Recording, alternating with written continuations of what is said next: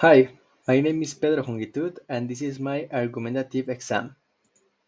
First question: how do we select the appropriate technology, hardware and software for our challenge? Well, first for the hardware, we choose two microcontrollers, the ESP32 and the Arduino Mega. We chose the ESP32 because this microcontroller is able to connect to the MQTT, and this helps us to receive and send messages for initializing our processes and providing feedback of the current status of the system. We also choose the Arduino Mega because this microcontroller has a lot of pins, and most of the sensors and actuators that we use in our system needed these pins, which the ESP couldn't provide. We also choose these microcontrollers because they are able to communicate between each other by a serial connection. And for the software, we use first Arduino IDE because with this software we are able to program both microcontrollers, connect to MQTT protocol, observe the results in the serial print, establish serial connections, and use libraries for the programming.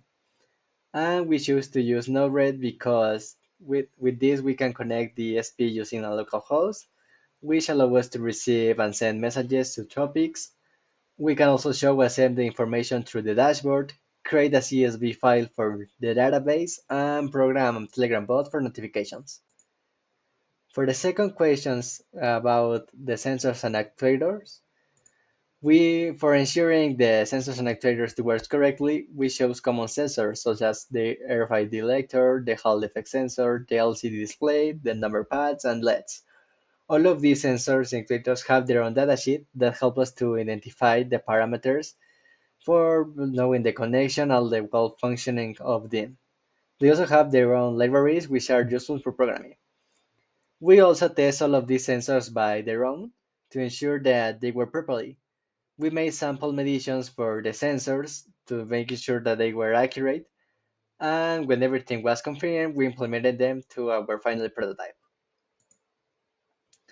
When talking about the sources of information that we use for the challenge, the main sources of information that we used were the datasheets and the Arduino libraries.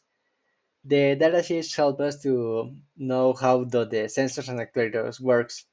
They help us to determine if we need an external voltage source or not, to understand the theoretical operation of the sensors, and to identify the correct pin connection. Then we go to the Arduino libraries, where we are able to test all of the components because they are diagrams of the connections that help us to connect to the default pins on the Arduino. And they have also sample codes that help us to implement a sample circuit to determine if the sensors and actuators work properly. For the final question, how will we justify the selection of technologies and their standards or guidelines that we consult? We select a simple product because we are building a small prototype for demonstrating the functionality of the system. With simple product, I am referring that the components that we use are cheap, easy to obtain, they are easy to program. We buy it here in Puebla. There are local products. We can find it everywhere, and due to the fact that they are easy to obtain and they are produced in mass, they do not have a big negative impact in the environment. As we're using these simple components, most of them standards are not applied, such as the industrial standards.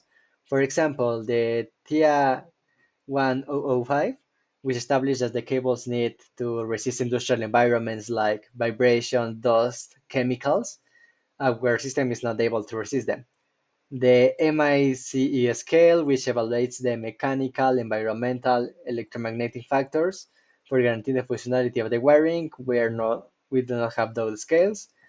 And the TIAN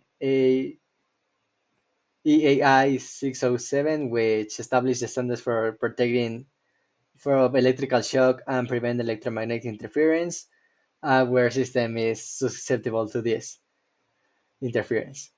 If we wanted to implement our system into an industrial level, we should follow this and more of international standards.